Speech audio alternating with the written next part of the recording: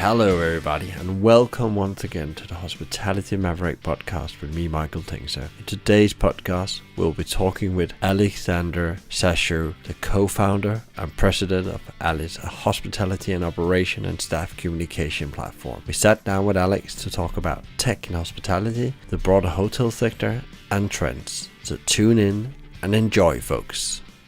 It gives me great pleasure to welcome you, Alex, here on the Hospitality Maverick podcast. I don't know if I can say you were flying in from New York. It sounds a bit bombastic, but you definitely traveled in from New York to London, and it gave us the opportunity to meet here. Thanks for having me. And I think flying in is fair. We live in New York. We're based in New York, although we're all around the world. And actually, if those of you can already tell, I'm from London originally. So this was home for me until about 10 years ago, which is when I went stateside. This is the first time we meet, Alex. We got a connection or somebody that thought we had to meet up and talk about what you guys were doing, but also similar values about how we approach things. And I think there's some great stories we already talked about this morning to be shared with you out there. So I think you're in for a treat today, I'm quite sure. Before we go down to the details and start to talk about what you do as a business, it'd be great to hear a bit more. Where are you from, Alex, and what happened since a London guy went over to New York and now lives in New York and run a business over there? I grew up in this amazing city that is London. Actually, my father built hotels. So he was behind the Maison and the Hotel du Vin brands. And so I grew up working in them. I spent my summers working in all the departments of a hotel. And then when I grew up, I went over to the States and I studied in Philadelphia at University of Pennsylvania, which is where I met my co-founder from Alice. Like most people who go to Penn and the business school there, moved into New York to start a job in banking. Days in a bank, nights and weekends, we started working on Alice on the sides. And so about 2 days before we started our jobs, we started working on the concept. At the time, it was not called Alice. It was called Accomplice, and before that, Easy Traveler. But after about a year of working nights, weekends, and toilet breaks on Alice, I left Goldman and went full-time for Alice, and that was about 5 years ago. And we've been building a business over the last 5 years to the point where we are today with around 2,000 hotels and about 135 people around the world. Wow, that's quite a journey, and it's gone fast, I can see as well, because we will come into what Alice is in a second, but you grew your customer base very quickly. I can tell people out there you've gone from having a couple of hotels suddenly to have 2,000 hotels on your platform. So if I never heard about Alice and was in the hotel business, what is Alice and what does that actually help me with? It's a great question. So we have built in some ways the first one-stop shop for all hotel operations, all staff workflow and communication, and all guest communication. So it's a technology platform that every department in a hotel can use. They come in the morning, they work on Alice, they communicate through Alice, they communicate with their guests through Alice. And so we're tracking for a hotel every single thing they do to look after the guest. And how did you come up with that was important? What problem are you solving? Because I guess you had a very good job and then you quit that job to go and solve must be, as you see, a very important problem and something that where you can actually help hoteliers.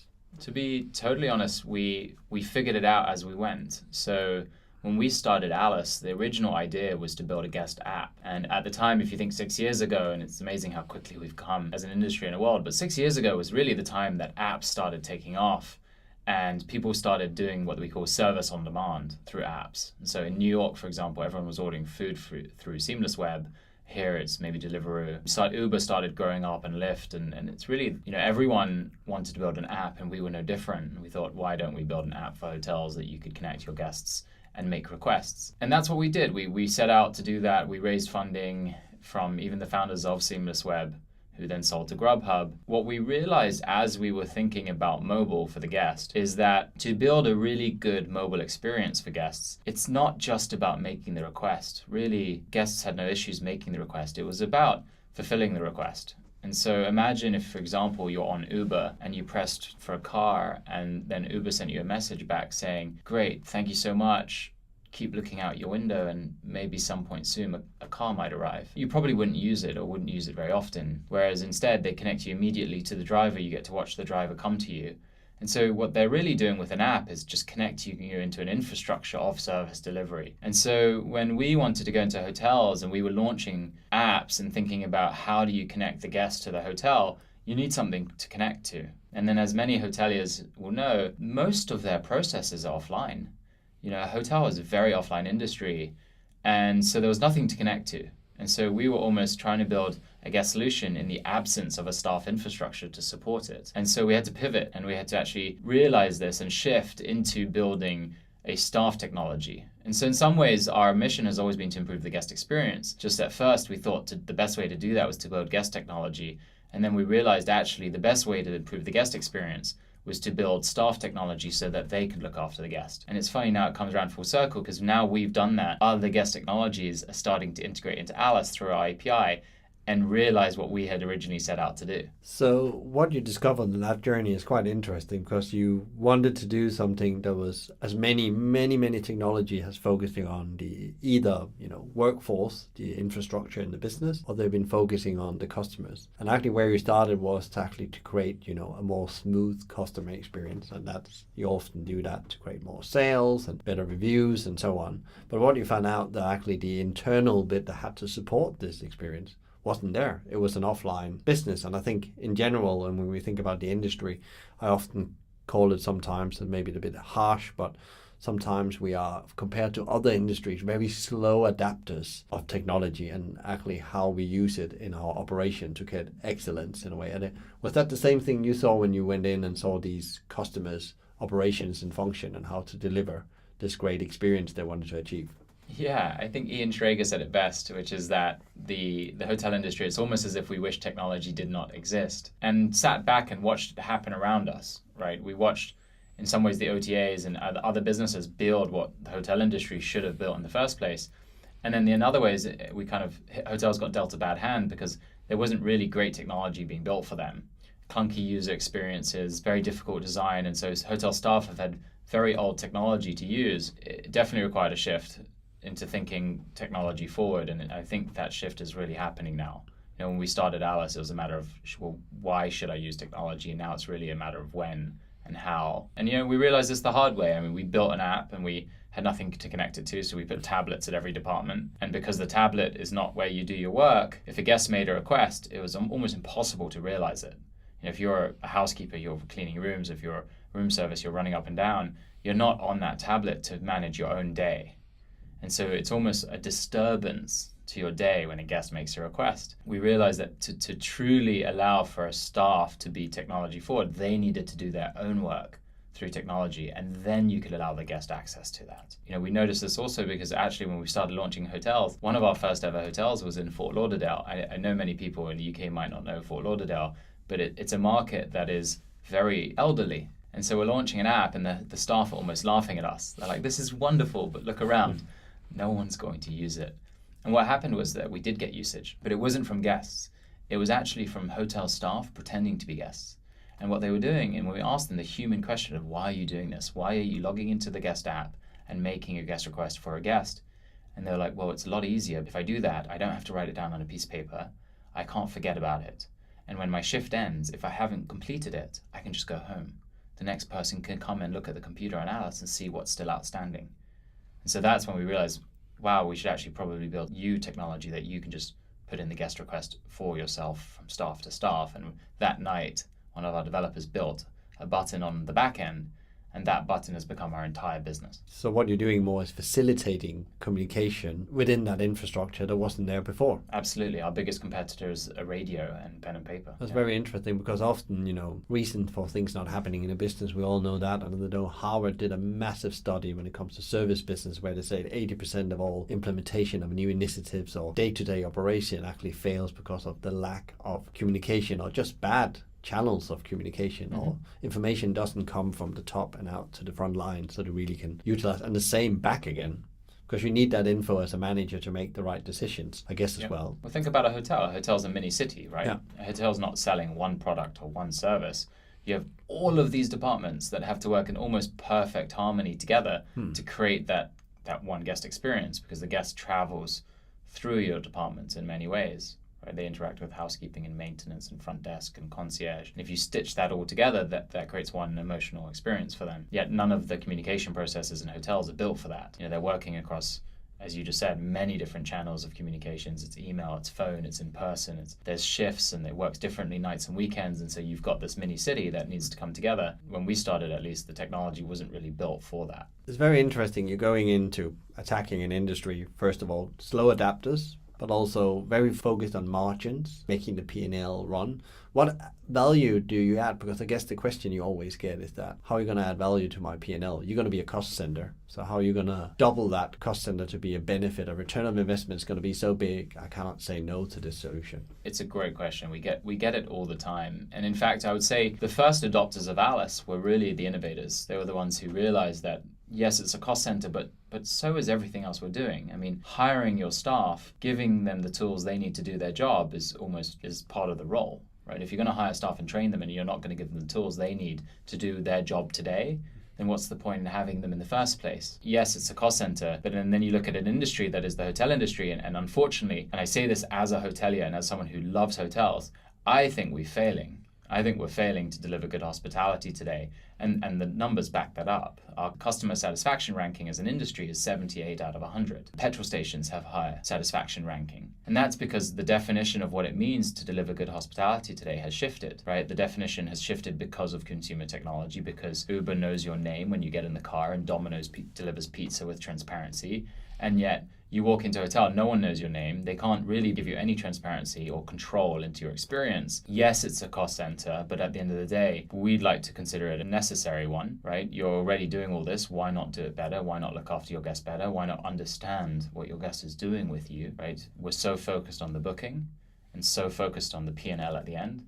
There's the whole period in between, which is actually when your guest is with you. That is your business. That's why they stay with you. It's not because they had a great booking experience or they paid their bill. Everything in between is the actual experience, and that's where you create your loyalty. I know that's a very soft answer to saying an ROI because it's very difficult to prove efficiencies, right? And so some hotels want to see, well, before Alice, I had 3 technologies, now I have 1, great, I'm saving money there. And that's really good if you had those 3 technologies. But to us, it's more about how do you ensure you're delivering great service, how do you understand your guest better, and then how can you use that to create a repeat and loyal guest. And I guess the devil's advocate would say that how I'm going to make my staff use this as well. One thing is, consumers are very adaptable on technology if it's add a value or convenience in their life. You mentioned, Deliveroo and so on, and Uber taxis. That's something where it's convenience thing. You're buying time, I often say. So how do you get the staff to get engaged with this product? Because we had a little talk about when you arrived, how do we implement tech and make it sticky? That's a challenge for whatever you're going to implement in operation. That's my experience. It's not only tech, it's a general thing. I actually gave a talk on this a few years ago because most software in the world is underutilized. It's not just hotels, especially enterprise software. For us, we do a few things. First of all, from our side, we have to make sure the design and the user experience is extremely intuitive, right? A lot of software is underutilized because of poor design. And so our design team almost imagine, could you use Alice if you were blind drunk? I really don't suggest hoteliers should drink on the job, but the idea is that, could you use Alice if you're blind drunk? And then that's from our side. And then the other side is, can we set you up properly? And so actually, everyone from Alice who goes and sets up hotels, they come from hotels. We hire front office managers who are used to implementing technology, and we send them into our hotels because then they can empathize with the people they're training. And then what they try to do is they identify internal champions. And it's usually not the general manager, it's usually not the decision maker. Because often in enterprise software, in any industry, the decision maker is not actually the user. They're just signing the paper. They agree that this would benefit their hotel if successfully implemented. Because at the end of the day, software is just software, and the difference is how a hotel uses it. We try to find those users who are really going to be the drivers of change. I almost tell general managers, don't give us your manager. Give us your aspiring managers. Give us the younger front office agent who wants to become front office manager one day, and then have them have Alice as part of their responsibility.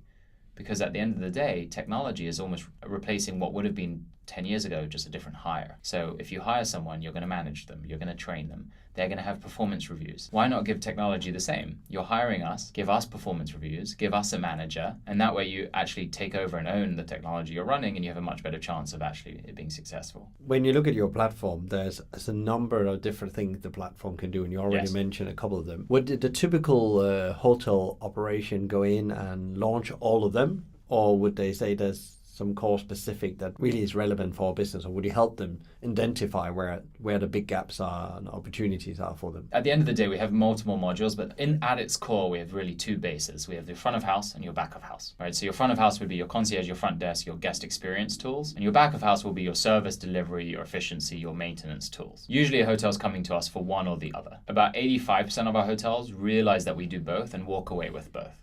So they'll come to us because they wanted to solve a problem. We help them solve that problem and realize that we can actually help them solve a much bigger problem. And then they'll walk away with the whole suite that we call Alice. So if you have your front of house or your back of house, and you can do that modular, and so we do that, and we can talk about our acquisition of Go Concierge and that side of the world, but usually they walk away with both, and if not, they'll start with one. Typically, we've done a really good job of supporting our hotels. They like working with us, and then they'll grow into the other side as well. How quickly do they adapt to all these modules? I guess, again, if you want to get the employee on this journey, do you then release them quickly after each other, or do you do it as they get very efficient to utilize that bit of the tech? Because I totally agree with you. We advise on tech sometimes, and what we see is they had 5 different things and they haven't utilized any of them. Yeah. And therefore they're not getting the results they want because they're not using them properly. Alice is meant to be simple to use. So our hotels, usually when we arrive on property, it's already set up because we've worked with the champions to set it up. We do 1 day of training, and the second day we go live with coaching. Because really, coaching is what's needed. For example, yesterday the guest calls down to the front desk and says, I need someone to deliver towels to my room. So front desk is going to go into a radio housekeeping manager. The housekeeping manager is going to send the houseman. They're going to deliver towels. Right? We need to be there and coach them for a second and say, don't do that. Just, you're in Alice, add guest request, towels, room 202, and we'll send it directly to the houseman. They'll get it on an iPod Touch. They'll start the job, they'll finish the job. So we're not changing anything they're doing, just how they're communicating it. How quickly do they adapt to that? Is that getting the app and then they almost intuitive know what to do? Because many people intuitive know what to do when they see things. Yeah, I mean, when you got your first iPhone, there was no user guide, was there? I would say about a month is when we really start seeing usage level out. So they're live the second day, and within the first 30 days, you start seeing it ramp up a bit. People are training others. Managers are changing the processes. They look at it and they say, okay, change these words, change these workflows, change these escalations, and then they're good. Is there any of your clients you can mention where you can tell a bit about what that journey going with Alice have done for them and how they have improved their operations in a way? Yeah, of course. From the full suite side, we're working in New York City with hotels that many people recognize, like the Dream Hotel Group. They'll use us for the entire suite. So before Alice, they'll have had many different silos of communication, a few different housekeeping technology, a concierge technology, and nothing connecting them. And then through Alice, everyone's trained on Alice. And so they'll be able to now have everyone on the same page, every single housekeeping request, maintenance request, preventative maintenance. And then they actually use our API and our guest messaging. So now that they have all their staff on Alice, their guests can access it too. And so their guests will get a text before they arrive. So we pull the information out of the PMS. We send an automated text to their guests before they arrive saying, this is the Dream. We look forward to welcoming you tomorrow. Would you like to let us know what time you're arriving so we could try to have your room ready for you? The guest responds with what time they're arriving. Now that message can go straight to housekeeping. Housekeeping know what time they're arriving. The concierge can use that message to say, would you like a car or transportation from the airport? So all these departments are stitching together to create that guest experience. And then in the room, they have technology like tablets and they have a Google Home. And so that's through our API, using a company called Velara, they speak to Alice as well. So now the guest doesn't need to take out a phone and text. They can actually speak to the room. We can translate their request into a service request.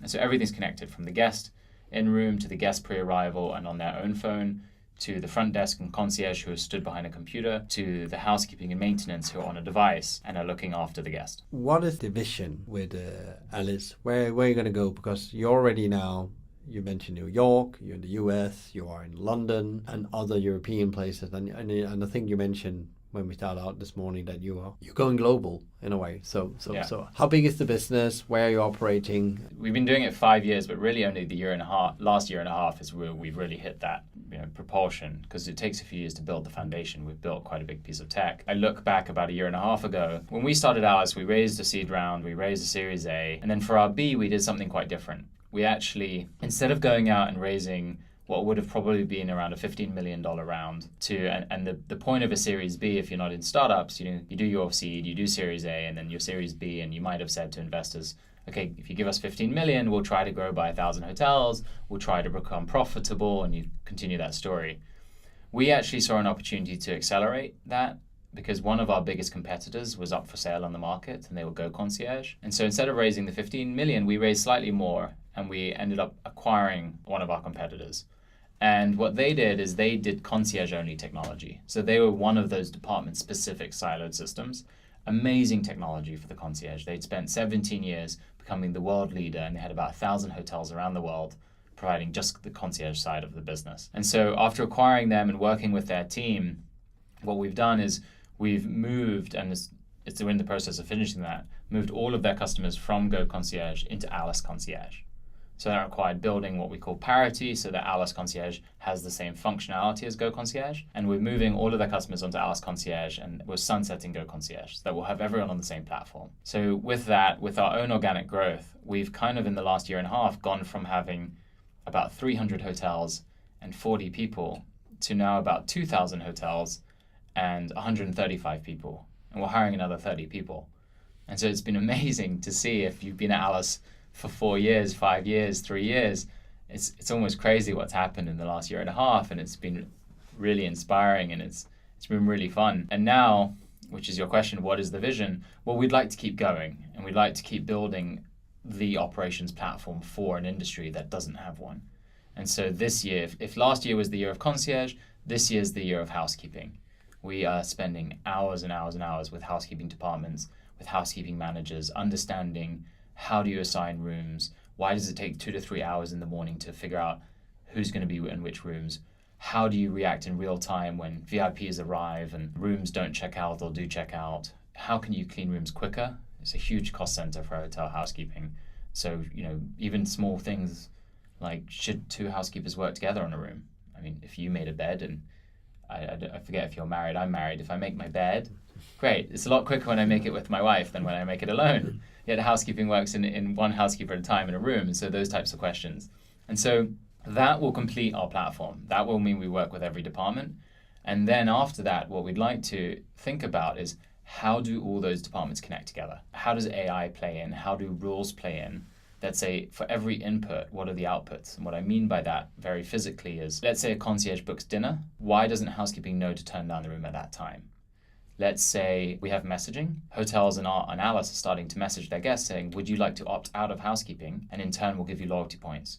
If they don't have to clean the room, they save money. Not every guest needs their room cleaned every day. A group doesn't book a hotel. Should they change what they're ordering in food? All of these things can be connected to make a hotel better in industry and make them more profitable and make them look after their guests better, yet none of them really are right now. When we often come in operations as a surface understanding of things, there's nobody really asking the why, what happens when you do that? There's no A/B testing of things, like having all these great mythologies and ways of doing, like you have to do when you develop tech, because you sometimes don't know where it goes. But like taking these frameworks from other industries into the hospitality and restaurant industry and actually trying to ask some of these deeper questions, because that's often where all the efficiencies are, when you keep on asking why, and follow the movement of people and what happens in that.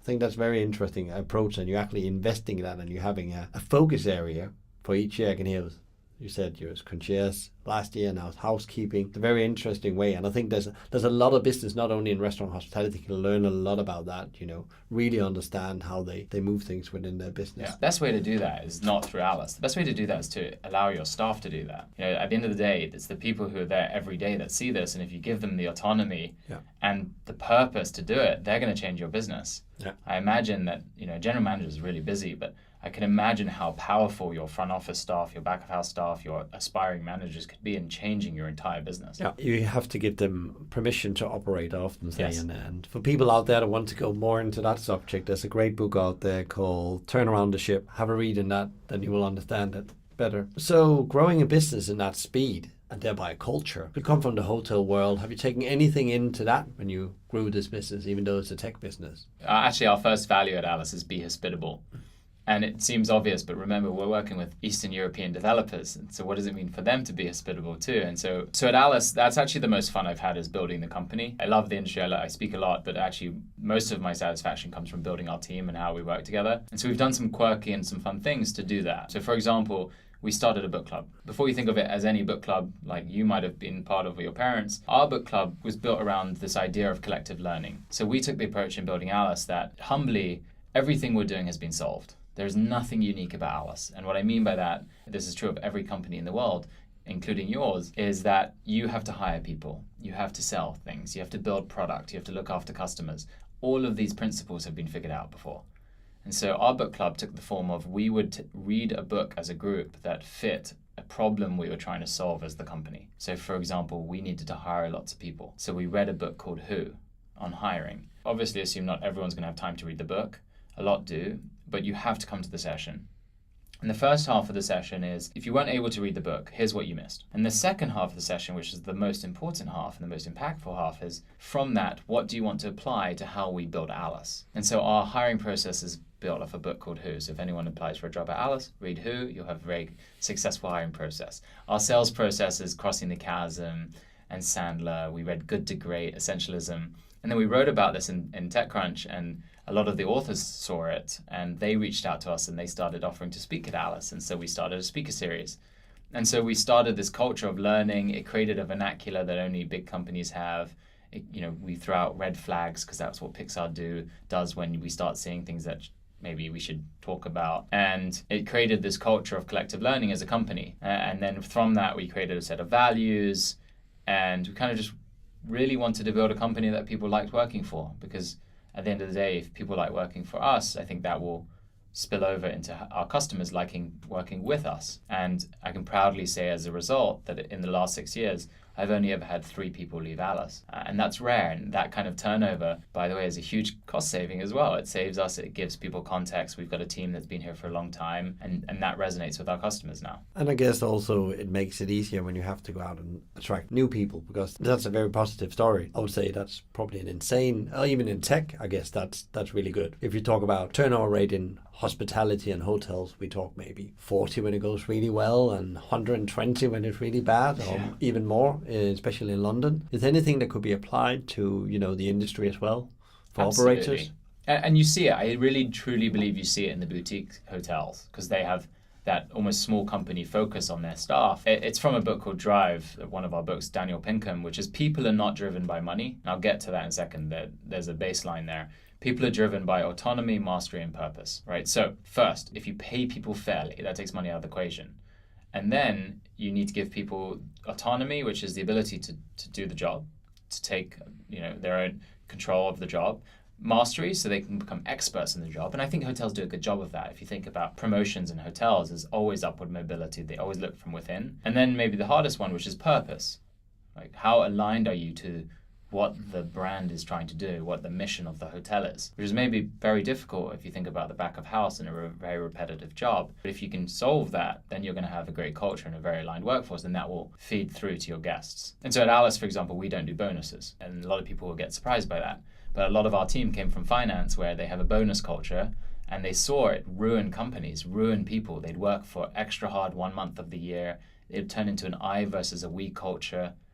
And so for us, we took that away, except for sales. It's really hard to hire good salespeople without sales commissions, even though we fought that for a while. For everyone else, and we believe pay them fairly, give them equity in the company, and then they're part of that company. They're part of that ownership culture, which is another value of ours. So I think hotels can absolutely achieve that. I think hotels can absolutely create autonomy, mastery, and purpose.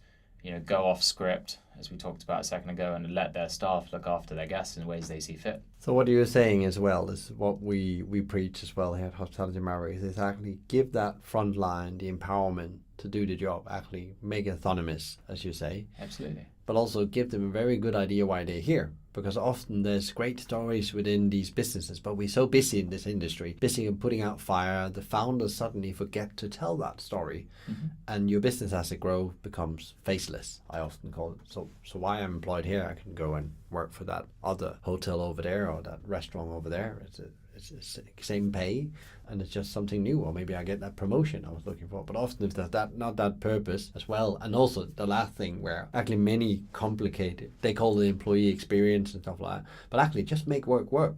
Give them the tools to do your work, so you can come to work, do a good job, you can be become, you can master it, or mastery, as you said, be an expert in it. And then when you go home and come back next day, it still works. If it's the tools or the way we communicate, that's what it basically is about. And often it's complicated with, you mentioned bonus and benefits. And I agree that can probably take behavior to an extent you don't want to see, because then, it starts to become about something else than the wider company's success. And we actually did a study in January on what makes frustrated guests, and the number one response was quite surprising.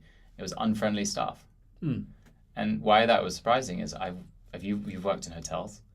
Hoteliers are the most friendly, most hospitable people you'll ever meet. Yeah. So how is it that unfriendly staff is the number one detractor from a guest experience? And it's simply, I believe, and we'll do the second piece of the research soon, it's simply we're not giving them the tools they need to be successful. So they want to deliver great hospitality, they're not able to, and that's frustrating for anyone if you can't do your job. And it was interesting, we said also before with the boutique hotels that often go this way. They're smaller hotels, they're maybe 1, 2, they're not massive chains, but they actually have that ability to implement that. And we had 2 here in the podcast, Andrew from the Grand in Brighton, and then we had Adam from the Dorchen House Hotel here in London. Both big hotels, but they're not part of a chain. And you could just, when you go in these places, you can just feel that the staff has the autonomy to do things. And then these things going on, you can see they almost got from the staff, this needs to happen for this guest now. That's what is a great experience in a way. You can see how they're dealing from the restaurant to the rooms, how to do the individual things. Do you think this way of operating can be scaled into the larger hotel chains? Can they adapt some of these practices? Because they, of course, have to be aware of costs, and they don't have the same, overheads per room here as well. Yeah, it's a good question. Scale it always creates challenges in anything you do. One of the groups we just recently started working with in London is Firmdale Hotels, right? They're not 90 hotels, they're about 11. And they have it. It's done in the hiring. It's done in setting the rules and setting the mission of the company, which is look after our guests, figure out how to look after them and do that as a human. And they're incredibly service oriented, and I think they're one of the best hotels you stay in the world. And so when I look at bigger hotels, maybe you looked at what Kimpton was like, and you as it went through the acquisition of IHG, but I don't see why big companies can't do that. I think they can. I think, at the end of the day, that's probably led by your management team and the managers you have at each property, and bring them together and train them on that. And then that can be achieved. Yes, because very interesting when you start to implement principles. We talked about Good to Great, which is the book we love here at Hospitality Mavericks as well, and we operate a lot by, and start talking about these principles and let the management discuss about how do we actually get this to live in the business. You'll be surprised about the knowledge they have about actually doing this, where you thought it was like something you couldn't bring to life in your business because they wouldn't know. They absolutely know how to bring these things to life, and they are so hungry for talking about it. That's my experience as well, when you start talking with management team about that, and that's often what we bring in as well. How can you actually take some of these, sound like maybe a bit fluffy concept, but actually when you start to talk about how does that actually come to life in your business, in critical actions, in the way you hire, the way you give pay raises, how you promote things and stuff like that. So coming back to Alice, have you then, from a management point of view, with this philosophy, do you have a lot of managers, or do you have a low layer of management, or what is your approach to this? Because as you grow a business like that, I guess when you go global, you need more capabilities. So we're pretty flat. Anyone can pretty much do anything in Alice. We're a small, nimble organization. We're only 135 people. But I definitely am concerned about that always, or you have to be. If not, you're not going to grow. And so actually in January, we brought in a very good speaker called Dr. Brian Williams. And he was the global head of training for Ritz-Carlton for 15 years. Unbelievable hospitality professional. The reason we brought him in is he gave a speech on acting like you own it. And at every level, you can act like an owner. Right? A manager can't stop you from walking through the lobby and seeing a piece of paper on the floor and not picking it up. That's not what a manager's is. A manager's job is to help you develop professionally in your career. And so you need managers because then they can show you the skills and help you grow yourself into that next level. But it's not about cracking the whip. It's not about overseeing the job. I think if you hire people who are internally motivated, give them really good feedback, and then let them grow from that, I think they can do a good job. You don't need management in place. We're pretty flat. I think we have about 6 levels in our hierarchy. And it's really about just getting good information out so that I can't speak to 135 people every day, right? And so we empower our managers to empower our employees to act like they're in it. And often I think there's a lot to be learned from that as well, from, a challenging industry and bottom line results getting harder and harder to hit, is actually stop holding on to that power in the management layers, actually start to give that information out so they can operate with it. And actually maybe you don't need all those management layers, because sometimes they just create, conflicts, politics that wasn't actually necessary for the first day. I mean, I'm not going to pretend I'm something I'm not. I'm 29 years old. I've only had 2 managers in my life, right? So I would consider myself a pretty inexperienced manager. Yeah. I've got some much better managers around me at Alice. Yeah, a lot of people like to hold on to their power. I think that's also true in the hotel industry. I think you see a lot of hoteliers who are very power driven, and that's what they grew up in. They grew up waiting for it to be their turn. Yeah. And now it's their turn, and the world's asking them to change their mindset to being bottom up, not top down. Yeah. And it's like a bit unfair. Well, it's my turn. Yeah.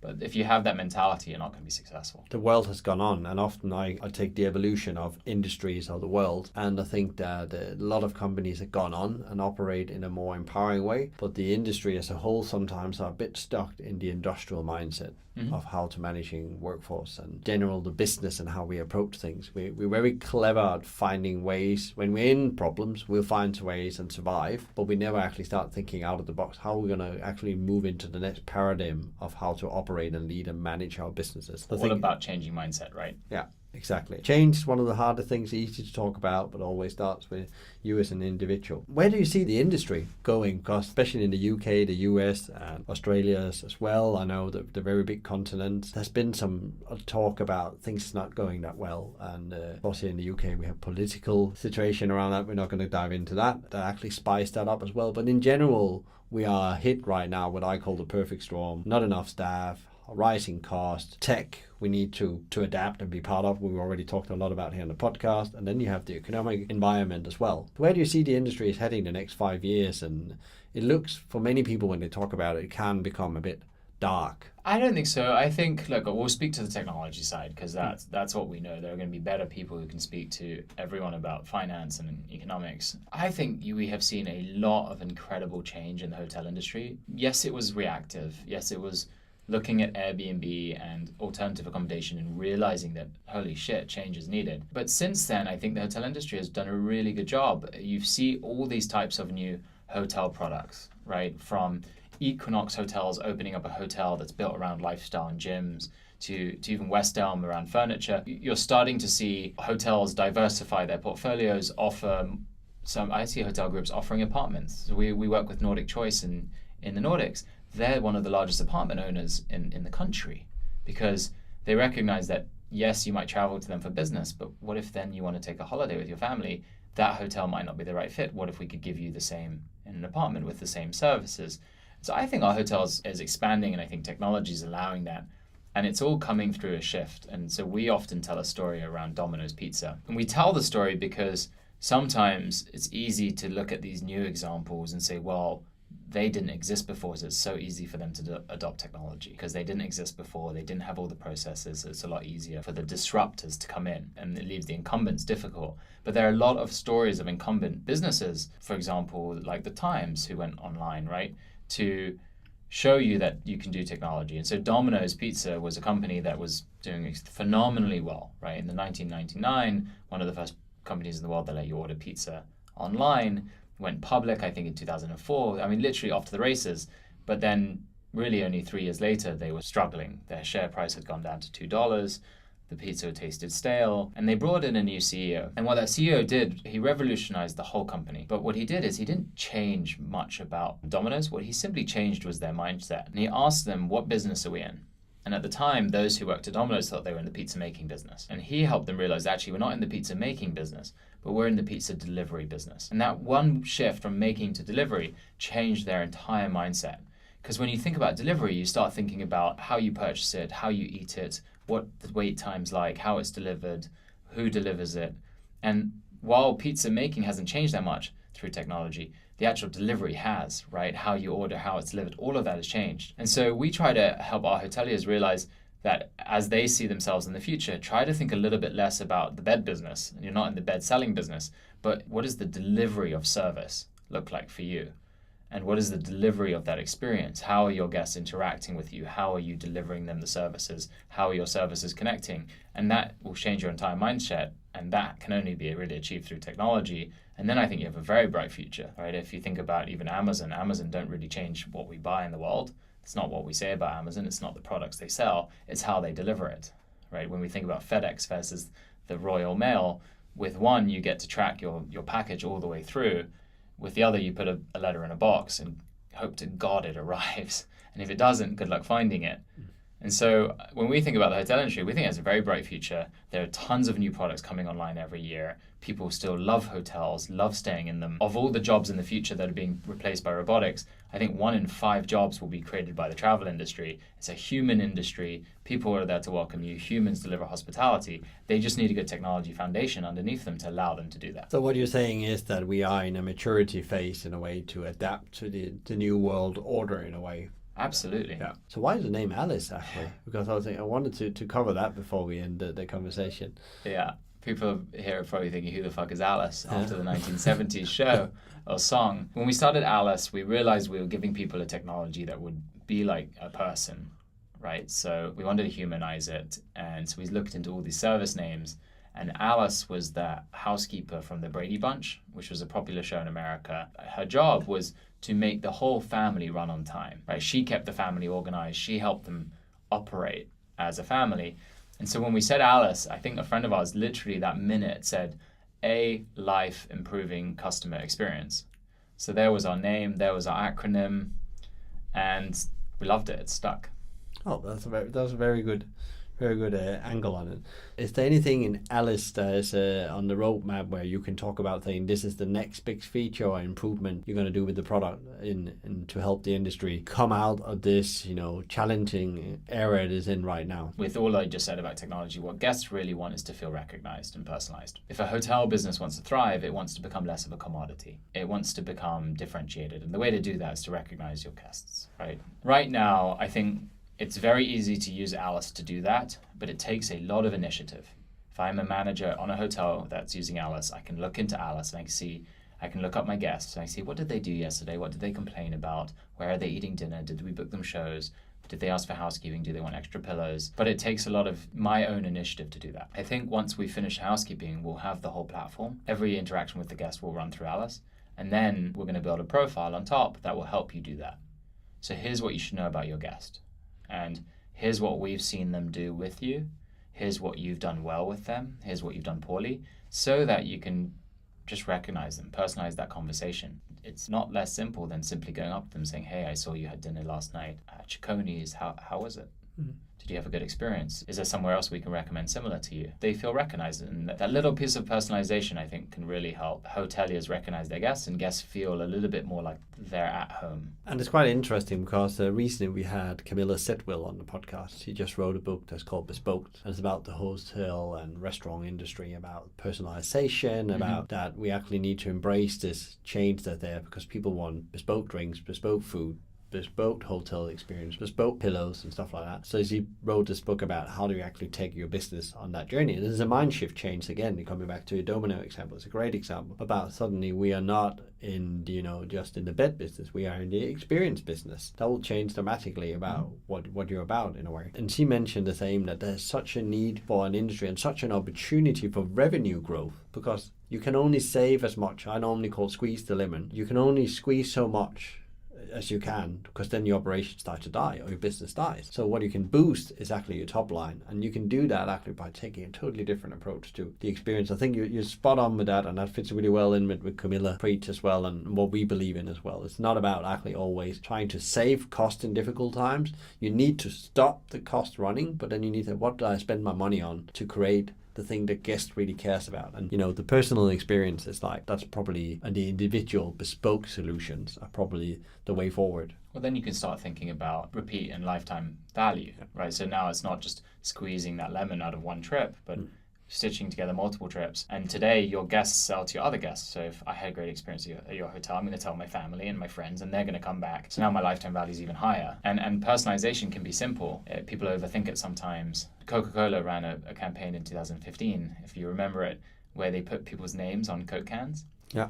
And what followed was one of the most viral personalization campaigns ever built, where I think there was something like 500,000 photos shared of people's names. And if you had sat back and at a bar and we'd said, what is the dumbest personalization program we could ever come up with, we might have said, let's take our logo out of our cans and put random names on that we have no idea who's buying. And it turned out to be a huge success. And so I think personalization can start really small, can start really simple, and it can work extraordinarily well. Yeah, I agree. We often talk with our clients, and we preach it's all about also facts. Make decisions, business decision, people decision on facts.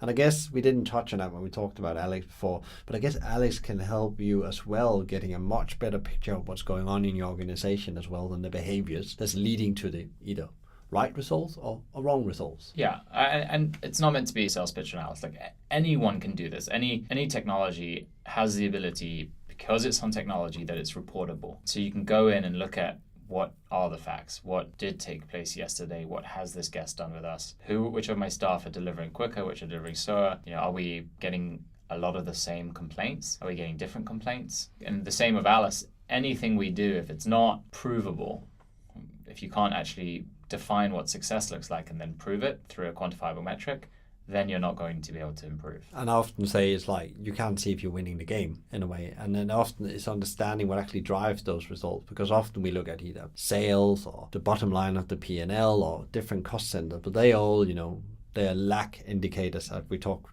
Yeah. And you're right about it. They're not the lead indicator. They're not the behavior that creates them. So really understanding what is it the behavior I need to create to have a positive impact on every line in my P&L is starting to look at its data in a different way. But also when it doesn't look nice, face the facts, as Goods the Great say. Face the brutal facts and change things around that, because it often probably comes back to human behavior happening in your organization. And the human behavior that's in an organization is, at the end of the day, you as a manager's responsibility of reflection of what you do or don't do. Yeah. And back to your culture question, which is on the positive side, when the facts look really good, are you able to recognize the staff members who made that happen? Because that's what drives people, recognition. Yeah. And so the facts can be used for both the negative and the positive. And I think often also, we also forget when things goes really well to try to say, how did we get here? Why did it go that well? What was the element? What are the small things that actually moved this away? Because always there's the slight edge, the small things that happens again and again and again to create that consistency in your business. We call the power of consistency, the small things you do on an everyday basis to create great results. And you don't stop up and think about, we have success, let's do another one, let's open more. But why did you have success? Do you really understand that before you copy it on? And I think not only looking at what goes wrong when you look at data, but actually also trying to understand how are we actually doing well and why are we doing well? Before we end the podcast, we always ask the guest to give one single advice to the industry leaders out there. What would your advice be? And you can put on the tech hat if you want to do that. I think everyone needs to think a little bit about moving our industry online. We're one of the only industries that a lot of it's offline. I mean, even most of the staff we encounter don't have email addresses for the business. And I get email addresses are expensive, so that in some ways might make sense. But if we're not online, then we can't actually embrace any changes that are going to happen in the guest experience through technology. And the guest side is moving so fast, if you think about it, right? Guest expectations are growing so fast. And so we're still at a point where we're asking, as an industry, how do we put our infrastructure online so that we can embrace that change? So sometimes we're always chasing the next shiny toy, which is how do we allow guests to WhatsApp us, or how do we allow guests to use Alexa? And those are great and those are hugely useful, but they're only as good as your actual delivery on what they're doing. If a guest is asking you questions, you actually have to deliver answers. Guests aren't WhatsApping you because they're lonely, they need something. And so unless you can deliver on that, then there's no point having it in the first place. And that requires your actual industry to move online. So whether it's through Alice or any of the other platforms out there, got to start thinking about moving away from radios and pen and paper and sticky notes and checklists and moving on to software that is on the cloud that achieves the same thing, but then allows you to connect to the guests, so then allows you to look at the facts, then allows you to have a culture of technology in the hotel, because much like every other industry, we're now in a technology and business. We're a technology and hotel business. And those who accept that and those who embrace that will probably do a lot better than those who don't. Yeah, and I totally agree with you. It's also taking technology in as it's just part of the business. It's not something you bulk on. It's part of the way we do things. And I think you're right again. we had it earlier in the conversation as well, where where we talked about the importance of actually embracing not only what happens on the customer side, also on the employee side, because they also consume on a day-to-day basis. So they need these tools to do their work, and make work was one of the key things we talked about when we talk engagement or motivation or feeling great about where you work. Thank you very much, Alex, for coming. It has been a pleasure to talk with you, and I'm sure we're gonna catch up in the future as well, as things evolve with Alice and so on. So thank you very much for coming today, all the way from New York. Thank you for having me. I love coming to London. I'm a huge Arsenal fan. I get to see 2 games this weekend, so it's great. But no, thank you for listening. And if anyone has any follow-up questions, we're always happy to answer. Our website's aliceplatform.com, so it's easy to find us. And would love to work with you, or if you're looking for a job, we'd like to work with you. Good. We will throw some links and stuff in the podcast so you can find it afterward. But thank you again, Alex.